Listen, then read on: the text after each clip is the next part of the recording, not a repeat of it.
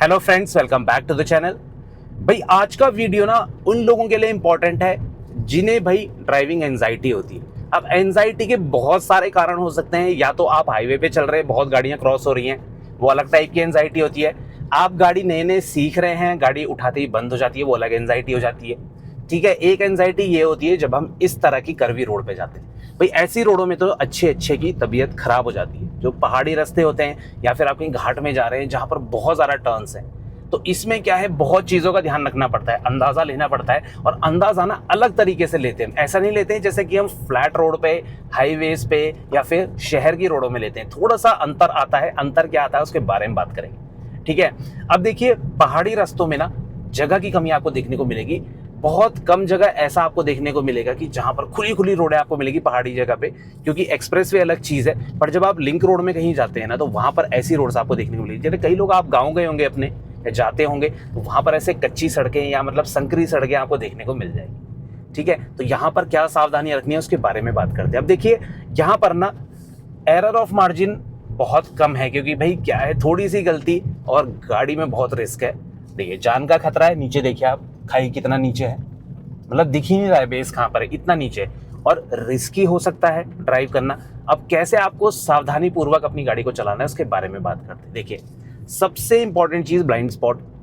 Blind spot को कैसे cover करना है, ठीक है, उसके बारे में बात कर लेते हैं थोड़ा सा। देखिए ब्लाइंड स्पॉट जब भी बनता है तो उसको आप पूरी तरह से खत्म नहीं कर सकते, चाहे आपके पास कोई सी भी गाड़ी अगर बन रहा है। क्योंकि देखिए जैसे मेरे पास टाटा की गाड़ी है, इसके ना ये ए पिलर मोटे होते हैं, थोड़ा सा मतलब थिक होते हैं। और ये हर टाटा की गाड़ी में, चाहे स्ट्रेंथ के लिए बोल लीजिए, जो भी है, डिजाइनिंग थोड़ा सा है इसकी इस टाइप की, ये काफी ज्यादा वाइड हो जाता है। और ORVM और इसको आप मैच करेंगे ना, तो ये जो है ना इतना बड़ा सेक्शन, तो इसमें क्या है, कई बार क्या होता है कि कोई आदमी खड़ा है या आप टर्न पे ऐसे पहुंचे, यहाँ पर कोई निकला तो वो आपको दिखेगा नहीं, बिल्कुल एंड में दिखेगा जब बिल्कुल आपकी गाड़ी के आगे आ जाएगा। या फिर आप टर्न ले रहे हैं तो इस तरफ ना ब्लाइंड स्पॉट ज्यादा बनता है। उधर तो आपको वाइड व्यू दिखता है, आप बगल के ग्लास से भी इजीली देख सकते हैं। बिल्कुल आपने गर्दन से करी तो ये वाइड व्यू दिख गया आपको, तो यहाँ दिक्कत नहीं है। यहाँ दिक्कत आती है ज्यादा राइट में, ठीक है ना।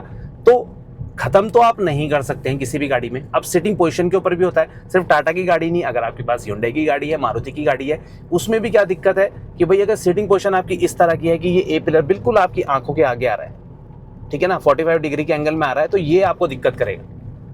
ठीक है ना, तो बहुत फैक्टर पे डिपेंड करता है ये ए पिलर, ठीक है ना।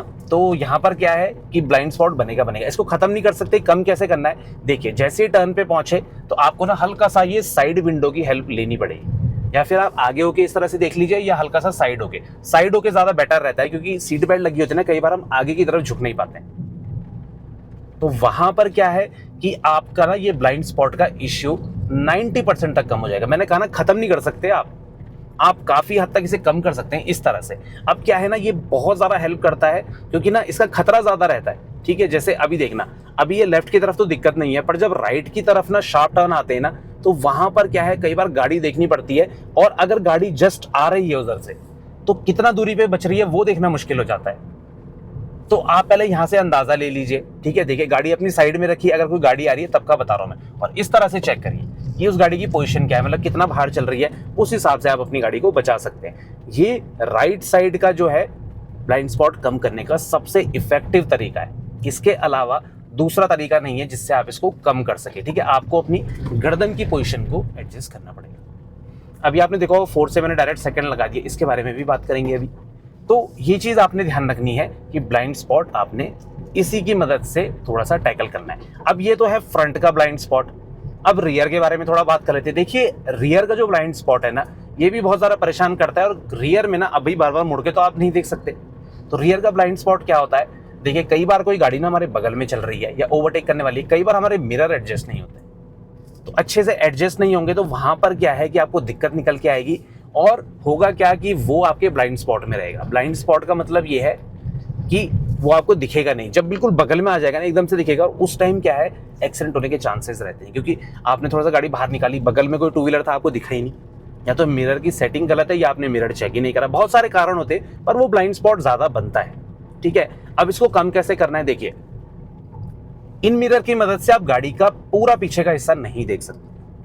ठीक है, मैं बताऊंगा यूज कैसे करना है आपको। देखिए सिंपल चीज समझिए, यहां पर क्या है, अगर आपको गाड़ी के पीछे का, जस्ट पीछे का व्यू देखना है तो आपको IRVM देखना है। इस मिरर को कुछ सेकंड के लिए ऑफ, कुछ सेकंड मतलब 1 सेकंड का आप जस्ट देख लीजिए कोई गाड़ी नहीं है, फिर आप कॉन्फिडेंटली ड्राइव कर सकते हैं, ठीक है ना। दूसरी चीज साइड मिरर का कैसे यूज होता है, देखिए अब कोई गाड़ी अचानक आई, लेफ्ट साइड कितना बचना है, मैं कोने ले गया और एक बार मिरर चेक कर ले कि मेरी गाड़ी कितना कोने जा रही है, तो लेफ्ट का तो आप इस तरीके से इस्तेमाल करेंगे। लेफ्ट से ओवरटेक कम ही करते हैं लोग, हाईवे की बात अलग है, वहां पर क्या है सिंगल साइड रोड होती है, तो लेफ्ट से भी कर लेते हैं लोग, करना नहीं चाहिए।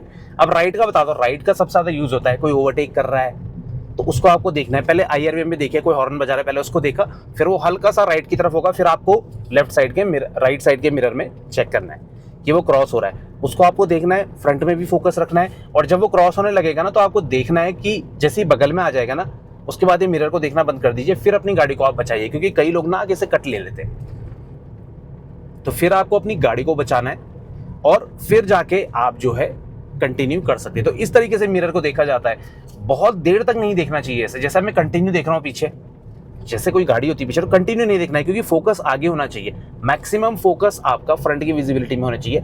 ये सिर्फ आप तब यूज करिए जैसे पीछे कोई ट्रैफिक ज्यादा है या कोई बार बार हॉर्न का यूज करे, तब बस हम एक आइडिया के लिए इसको इस्तेमाल करते हैं, बार बार इसको नहीं घूरना है और सही तरीके से सेट करना है। ये जो है ना ARVM आपका, इसमें क्या है, पीछे की विंडो बिल्कुल दिखनी चाहिए क्लियर, जो इसका शेप है ना, इसके शेप के बीचों बीच आनी चाहिए पीछे की पूरी ग्लास विंडो, ठीक है। अब कैमरे में ऊपर नीचे दिख रहा होगा वो बात अलग है, पर बिल्कुल बीच में दिखना चाहिए आपको, एज दिखने चाहिए दोनों ग्लास के, और अप डाउन वाले दोनों दिखने चाहिए, ठीक है। और डे नाइट वाली सेटिंग है तो नाइट सेटिंग में करके मत चलिए, इसको डे में सेट कर दीजिए, मैनुअल है तो मैनुअली तो हो जाएगा, अगर ऑटोमेटिक है तो उसमें तो करने की जरूरत नहीं, ठीक है।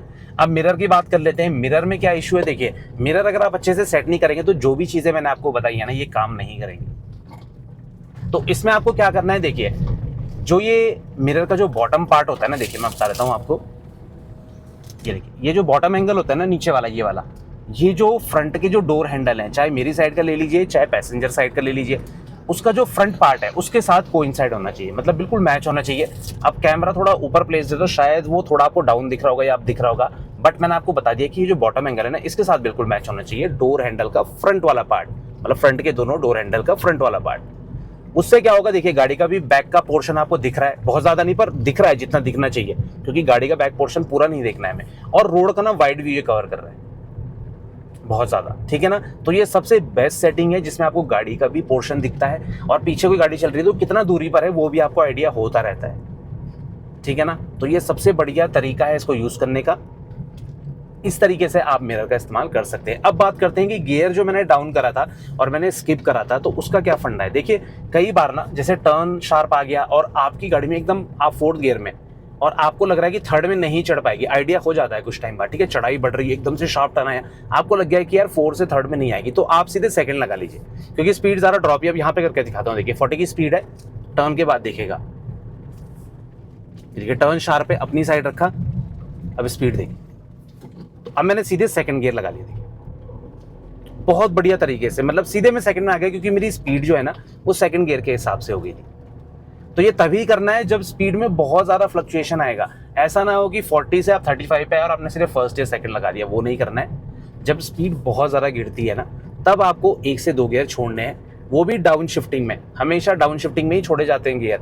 आप स्पीड से गाड़ी रोक रहे हैं, मुझे यहीं पर गाड़ी रोकनी है, तो 4th से मैं स्पीड एकदम स्लो करूँगा, ब्रेक लूँगा और लास्ट में जो है न्यूट्रल लगा दूंगा, या फिर गाड़ी को पूरी तरह से रोक दूँगा, ठीक है ना। जो भी गियर सेलेक्ट करना है लास्ट में, स्पीड उसके अकॉर्डिंग रहेगी, तो आप गाड़ी को किसी भी गियर में ला सकते हैं। जैसे आप 5th में चल रहे हैं हाईवे में, आपको साइड में रोकना है, देखिए जंगली मुर्गा देखा आपने, आज सारे जानवर इसी वीडियो में दिखाई देंगे आपको। तो फिर क्या करना है, देखिए अभी 4th से मैं सीधे 2nd में आ गया ब्रेक लेके, तो लास्ट में ना स्पीड 2nd के हिसाब से गाड़ी बहुत स्लो गई थी, तो आप उस गियर को सेलेक्ट कर सकते हैं, ठीक है ना। ऐसा ना हो कि 40 से 35 है और 1st लगा दिया, ठीक है, तो वो झटका बहुत तेज लगेगा आपको, तो आप स्किपिंग कर सकते हैं डाउन शिफ्टिंग में, जब नीचे के गियर में आप आ रहे हैं। इस चीज़ का ध्यान ज़रूर रखिए, जब भी आप ड्राइविंग कर रहे हैं, सीख रहे हैं, आपको दिक्कत निकल के नहीं आए। और पहाड़ी रास्तों में हमेशा देखिए ब्लाइंड स्पॉट बन रहा है ना इस तरफ, अब इस तरफ ज़्यादा बनेगा, ठीक है, क्योंकि पहाड़ इस तरफ आ गया ना, तो इस तरफ ज़्यादा मुझे ध्यान रखना है। मेरी साइड तो इस तरफ है, बट ये है कि इस तरफ मुझे ज़्यादा ध्यान रखना है। तो ये छोटी छोटी चीज़ें ना आपको सुरक्षित रखेंगी जब आप ऐसी रोड पर ड्राइव कर रहे हैं, और धीरे धीरे ड्राइव करिए। देखिए ब्लाइंड स्पॉट बना, तो या तो ऐसे कर लीजिए या इस तरीके से, देखिए कितना अच्छा व्यू मिल रहा है यहाँ से बगल से। तो ये होता है ब्लाइंड स्पॉट कम करने का तरीका, आपको दिक्कत निकल के नहीं आएगी, कॉन्फिडेंटली आप ड्राइव कर पाएंगे।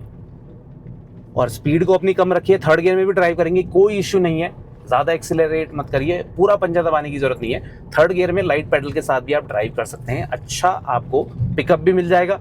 और ज़्यादा लोड है गाड़ी में तो हल्का सा आप ज़्यादा एक्सीलरेशन का इस्तेमाल कर सकते हैं, कोई दिक्कत वाली बात नहीं। तो आई होप आपको ये जानकारी अच्छी लगी होगी। कोई डाउट रहता है इस वीडियो से रिलेटेड या कोई और भी डाउट है तो आप कमेंट सेक्शन में कभी भी पूछ सकते हैं। मेरी कही गई कोई भी बात आपको बुरी लगी हो तो दिल से मैं उसके लिए माफ़ी चाहता हूँ। तो मिलते हैं इसी और जानकारी के साथ, तब तक बने रहें चैनल के साथ, Shridesh blogs. Thank you so much for watching, drive safe.